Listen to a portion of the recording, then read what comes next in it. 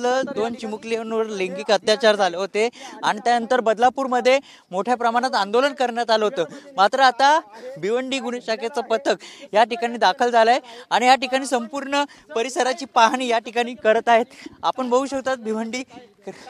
Sir काय सांगाल, काय असू शकतं काय माहिती आहे सर याच्यामध्ये? सर काय सांगाल तुम्ही की आज पाहणी करत आहे तर अशा पद्धतीने अधिकारी या ठिकाणी बोलत नाहीत। मात्र सर या शाळेमध्ये आपण जप्त केलेला हस्तगत केलेला आहे। सर काय 2 मिनिटं थांबा ना, मला माहिती तर घेऊ द्या। आधीच काय सांगू मी तुम्हाला, 1 मिनिट। आणि प्रत्येक शाळेची तपासणी या ठिकाणी करत आहेत। पूर्ण परिसराची तपासणी या ठिकाणी की ह्या शाळेमध्ये दाखल झाले आहेत आणि या ठिकाणी संपूर्ण शाळेची तपासणी या ठिकाणी होत आहे। आपण जर बघितलं पूर्ण शाळेची चौकशी या ठिकाणी करण्यात येत आहेत। आपण बघू शकतो की या ठिकाणी आता सीसीटीव्ही असेल किंवा कोण आहे, आपण पूर्ण शाळेमध्ये आपण येत आहोत। आपण बघू शकतो की या ठिकाणी या शाळेची आता देखील चौकशी केली जाणार आहे।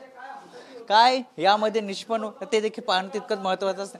गुन्हे शाखेचं पथक या ठिकाणी दाखल झालं आहे आणि या ठिकाणी संपूर्ण परिसराची या ठिकाणी तपासणी होत आहे आणि भिवंडीचं गुन्हे शाखा पथक या ठिकाणी दाखल झालं आहे आणि आता या शाळेची चौकशी या ठिकाणी सुरू केलेली आहे। आपण बघू शकतो की मोठ्या प्रमाणात या ठिकाणी पोलीस देखील आहेत।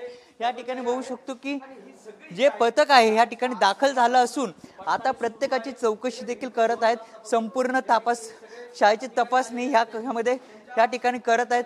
आपण जर बघितलं संपूर्ण शाळेमध्ये सगळे आहेत आणि आता या ठिकाणी चौकशी सुरू झाली आहे, तपासणी करत आहेत। काय निष्पन्न होणार आहे ते देखील पाहणं तितकंच महत्त्वाचं असणार आहे। शिक्षक असेल किंवा शिक्षिका असेल या सगळ्यांची तपासणी किंवा चौकशी या ठिकाणी गुन्हे शाखा पथक भिवंडीवरून जे आले ते आता या ठिकाणी करत आहेत आणि मात्र आता ह्या परिसरामध्ये संपूर्ण तपासणी केल्यामध्ये त्यामध्ये काय निष्पन्न होणार ते देखील पाहणं तितकंच महत्त्वाचंच नाही। कोणाकोणावर गुन्हे दाखल होणार ते देखील पाहणं तितकंच महत्त्वाचंच नाही। कॅमेरामन नागनाथसह मयुरेश जाधव, TV9 मराठी, बदलापूर।